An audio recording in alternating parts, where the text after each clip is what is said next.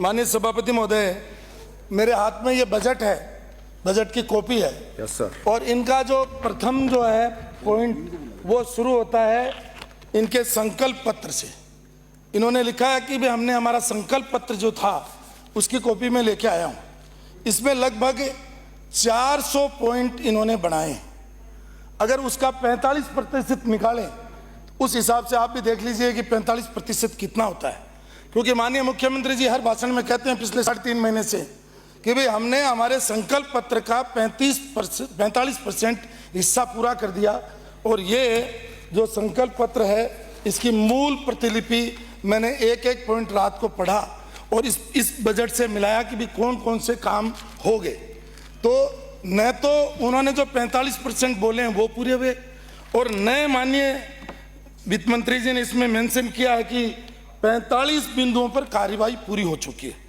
तो मुझे लगता है कि इनके बजट भाषण की स्टार्टिंग ही शायद गलत हो गई। जो लोग लिख करके दे रहे हैं उनसे पहले ये कहो कि हमारा संकल्प पत्र ये है, पहले इसको पढ़ो, उसमें से हमने जो काम किए हैं उनको टिक करो और उसके बाद में हमारे भाषण में डलवाओ। क्योंकि मुख्यमंत्री और वित्त मंत्री दोनों बहुत बड़े पद होते हैं और जब सार्वजनिक स्थान पर वो बोलते हैं तो उनका असत्य होना ठीक नहीं है। इसलिए मेरा आग्रह आपके माध्यम से रहेगा सरकार से कि इस पर विशेष ध्यान दें।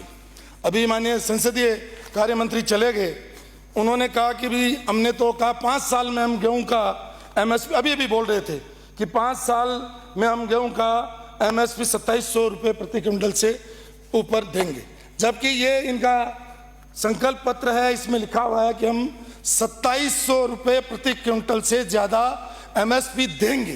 तो ये कहना उचित नहीं है, सदन को गुमराह करना है। इसलिए मेरा आपके माध्यम से आग्रह है कि सत्ताधारी दल पहले अपना संकल्प पत्र पढ़ ले, क्योंकि इसमें एक त्रुटि और है। इसमें जो इनका संयोजक है उस संयोजक सहित 25 आदमी हैं। उन 25 आदमियों में से एक भी व्यक्ति इस हाउस में नहीं है।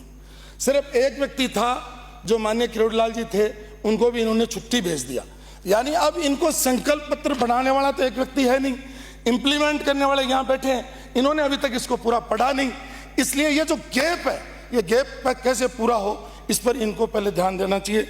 माननीय सभापति महोदय, क्योंकि मेरा समय कम है, बोलना तो और ज़्यादा चाहता था, लेकिन मैं आपसे कहूँगा, मैं आपसे निवेदन करूँगा कि संकल्प पत्र को इतना श्रद्धापूर्वक पढ़ा उसके लिए आपका सर मैं तो आप ही का हूँ, मैं तो आप ही का हूँ, मैं तो आप ही का हूँ, मैं तो आप ही का हूँ सर। लेकिन मतलब जो ये हाउस है इसमें बोलने का अधिकार है, मैं तो आप ही का हूँ, मैं कहाँ जाऊँगा। माननीय सभापति महोदय, मैंने दूसरा पॉइंट पढ़ा कि भी $350 बिलियन की इकोनॉमी करेंगे। मैंने प्रधानमंत्री जी के बहुत सारे भाषण सुने, वो हमारे लोकप्रिय प्रधानमंत्री हैं। वो कहते हैं कि इंडिया का रुपया मजबूत हो गया। जब इंडिया का रुपया इतना मजबूत हो गया तो फिर आपको डॉलर में काम करने की जरूरत कहाँ है, आपको इंडियन रुपीज में बोलना चाहिए था। क्योंकि मैं ये भी लाया हूँ, मैं पूरा गूगल और सारा छान मारा कि $350 बिलियन में कितना इंडियन रुपीज होता है। मेरे को ये आदर्श नगर से आने वाले सदस्य नहीं है, वो कह रहे थे कितनी बिंदी लगती है। मैंने कहा भाई मैं तो गांव का आदमी हूँ, मुझे पता नहीं है। तो मेरा वित्त मंत्री जी से आग्रह रहेगा कि पहले हाउस को ये तो बताए कि अभी राजस्थान की इकोनॉमी कितनी रुपए की हो गई और अब इनके बजट से कितने रुपए की हो जाएगी। क्योंकि $बिलियन माननीय अध्यक्ष महोदय न इधर बैठे हैं उनके समझ में आएगा, न इधर बैठे हैं उनके समझ में आएगा।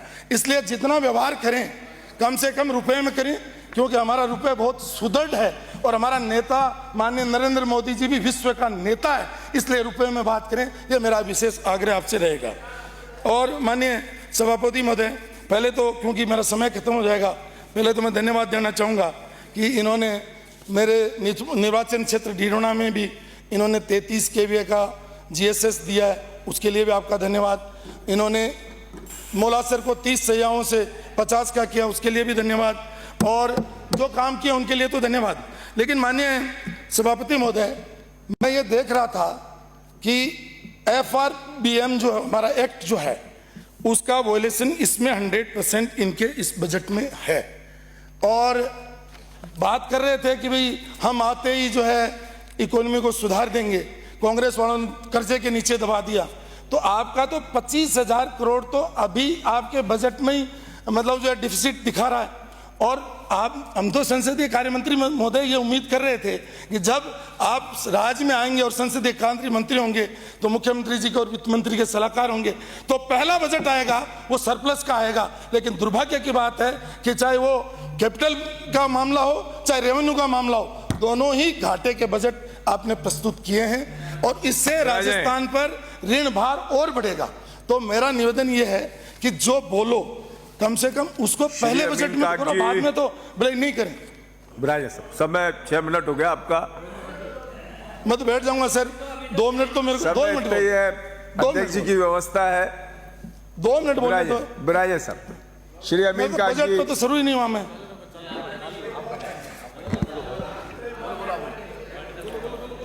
मेरा ज्यादा चलो मैं आपके अनुशासन में रहूंगा।